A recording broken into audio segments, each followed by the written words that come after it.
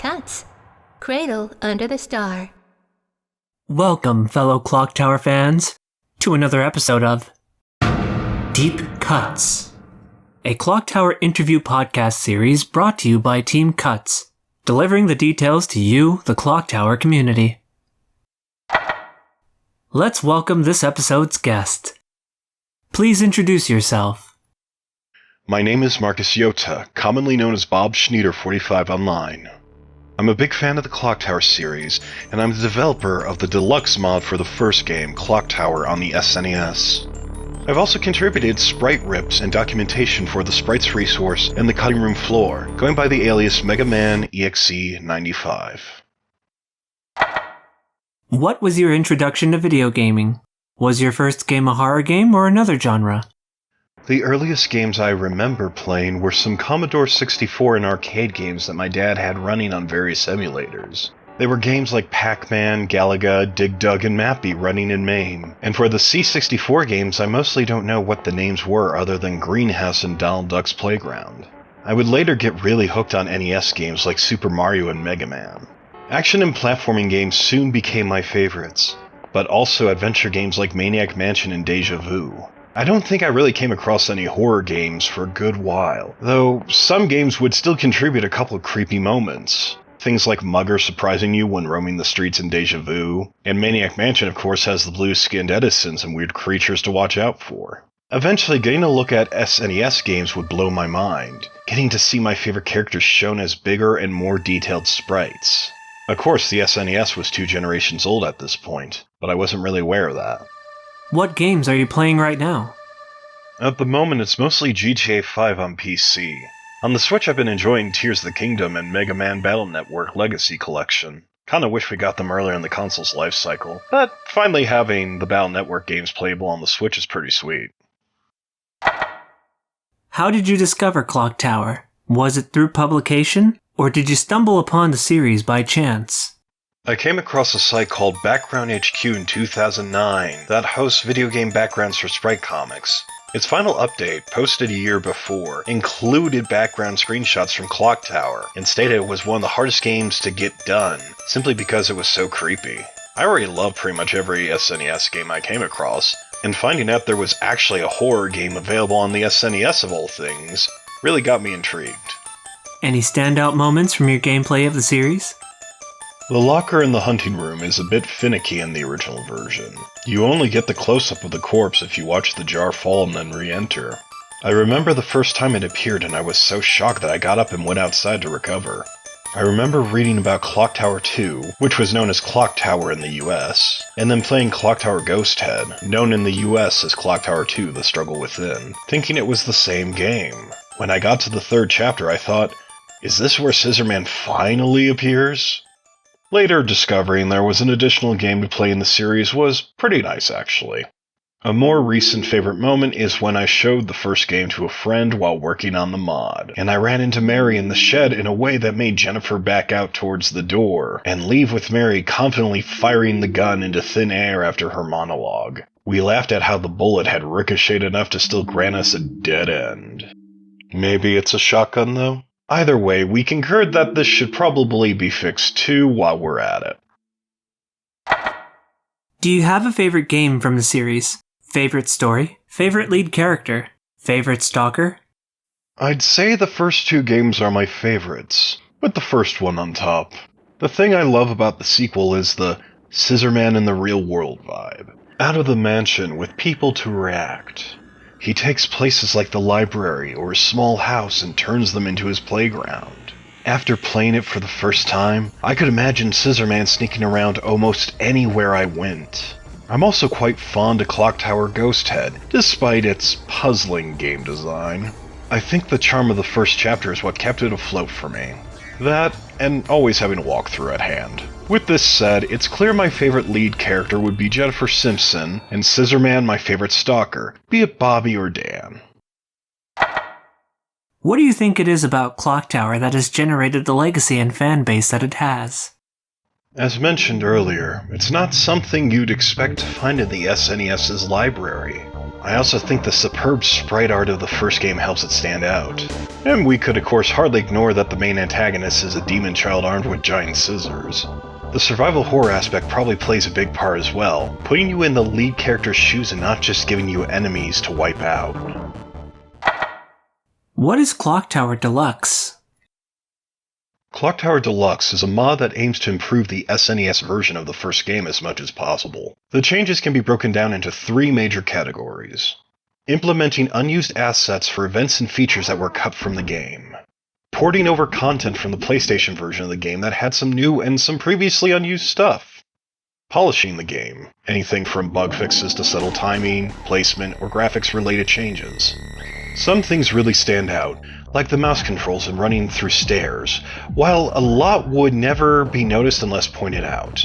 Last year's update overhauled the chase system so that Bobby can now follow you from any door and randomly start chasing you again, much like the game's sequel. It kinda turns the game into a derivative work, but it's pretty clear from all the unused sprites and animations that this was what the developers had planned, but didn't really have the time to implement it. What sparked your interest in creating this mod? Since my first years playing the game, it has always been apparent that more content was buried in the game than what you would see during normal gameplay. Unused sprites would come up when looking at the ROM and graphics editors, and you'd read about the unusable green dagger that you could only get with cheats, etc. When I wanted to rip all the sprites in the game, and there are quite a lot, I had to study how certain parts of the game work, and how the graphics are stored, to do it somewhat efficiently. The more I learned, the more I'd get thoughts like, maybe those cut rooms are actually in here somewhere waiting to be discovered, and there seems to be a debug menu included. Maybe that could reveal more things if I got it working. So it kind of became a treasure hunt, and just looking at data wouldn't get me far enough. I'd have to learn about and understand code on the SNES. Having only programmed in GML, Game Maker language, and Lua before, I figured learning assembly might be too hard, but having this goal I took the shot and managed to make a trainer of sorts that would appear when you pause the game and let you alter Jennifer's stamina, warp you to any room, get all items, etc. Now, having a way to change and add new code, I figured there's probably code available on the internet for reading input from the SNES mouse. If I stuck that into the game and let it affect the cursor, we'd finally have mouse support. This would be enough for a mod upload, but I was still looking for traces of lost rooms. No unseen rooms would ever load in-game, but maybe they still had compressed graphics hidden somewhere. Being unfamiliar with any compression techniques, and the ones used in Clock Tower being a bit complicated and well optimized, it took me 3 months to make a tool that would correctly decompress and recompress data for the game. When it was finished, I sort of realized that now I can add anything. Combined with the other research I had done on the game, it was now possible to insert the new bedroom added in the PlayStation version into the SNES game, and it all grew from there. Describe the modding process for this project for those unfamiliar with modding. First, you reverse engineer the parts you want to edit, either by simply observing changes in RAM, or seeing what CPU instructions are being executed, revealing what steps the game takes to reach things like a specific sprite. Once you know where in the ROM you have the graphics or code of interest, you simply overwrite that section with what you want.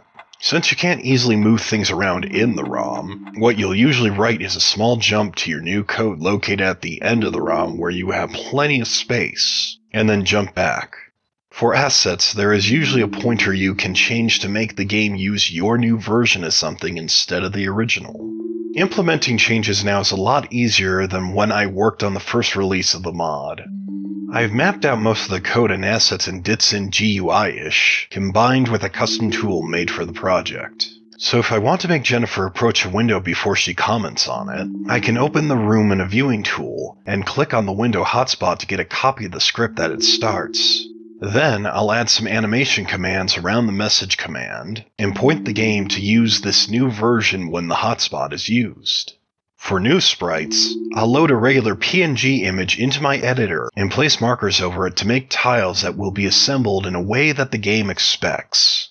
I can also add new animations, which is nice not only for the PS1 content, but because several animations may need minor modifications to fit well for what we're trying to add. The staircase animations for Bobby and for Jennifer running, for example, had no sound commands embedded. With copies of these, you could add the sound effects, and also mark when it's time to be behind certain graphical layers. What were some challenges or interesting discoveries you experienced during the making of this mod?